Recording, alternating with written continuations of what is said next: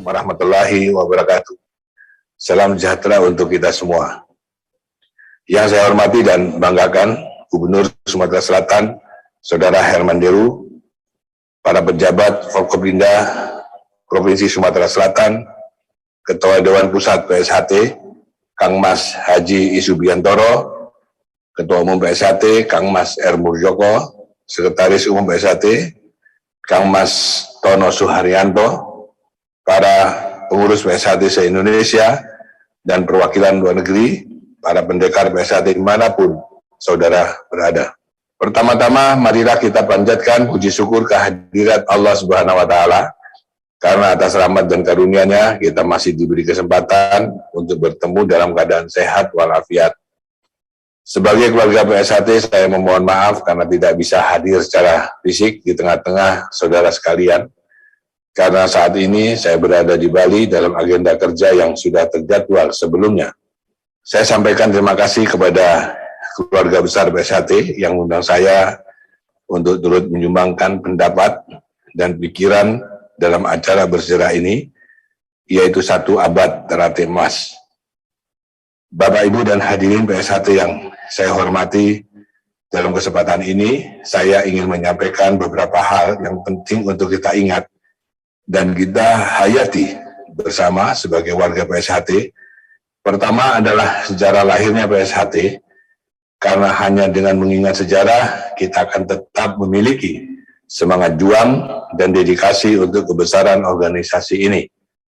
Secara resmi, PSHT memang tercatat berdiri pada tahun 1922, tetapi sebenarnya cikal bakal PSHT telah lahir sejak tahun 1903.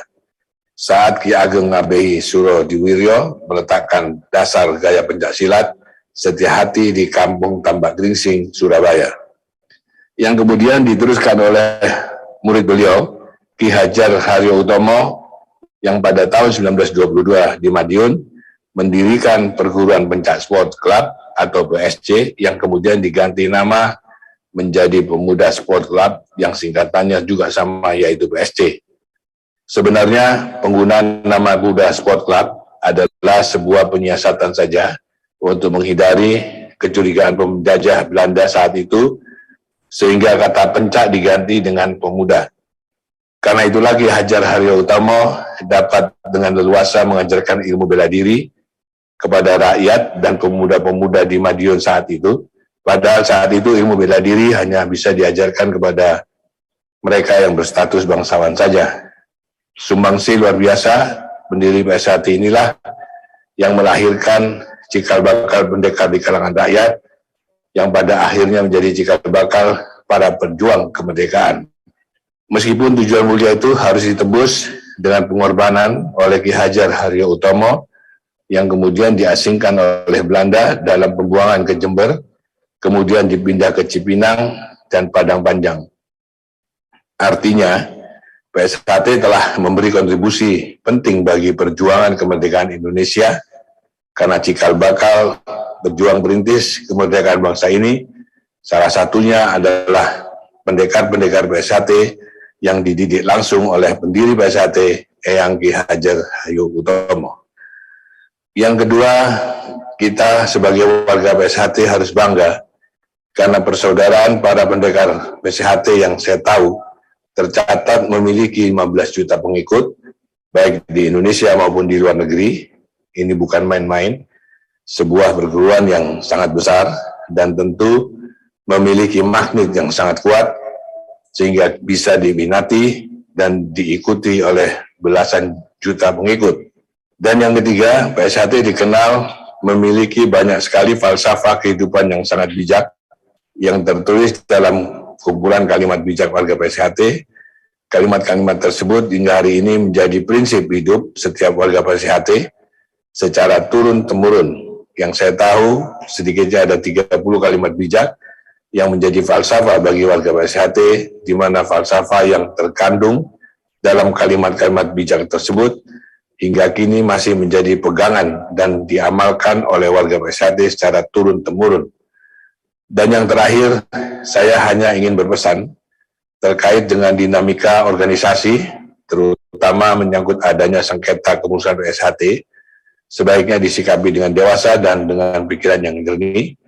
Jangan terbawa emosi, karena kemarahan hanya akan merugikan kita sendiri. Yakin saja bahwa kebenaran bisa disalahkan, tetapi kebenaran tidak akan bisa dikalahkan. Sejalan dengan ajaran luhur warga PSHT, yaitu sing resik, uripe bakal mulya, atau yang bersih hidupnya akan mulia.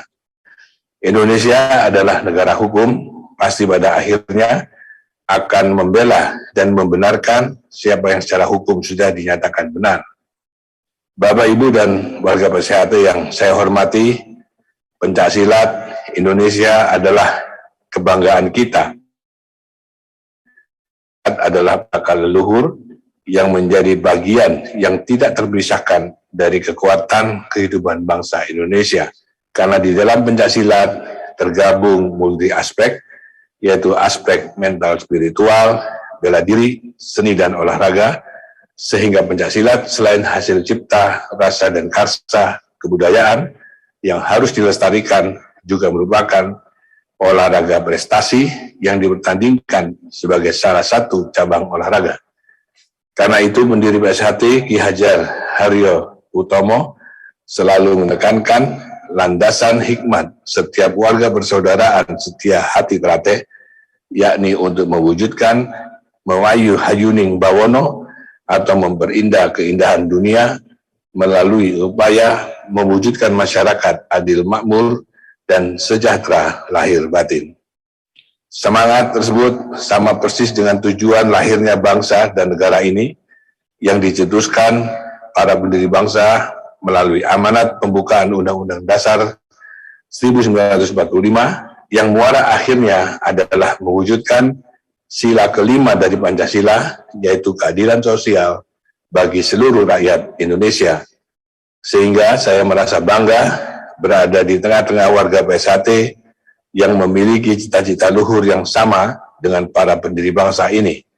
Meskipun hari ini harus diakui bahwa cita-cita luhur para pendiri bangsa belum dapat terwujud di negara yang kita cintai ini.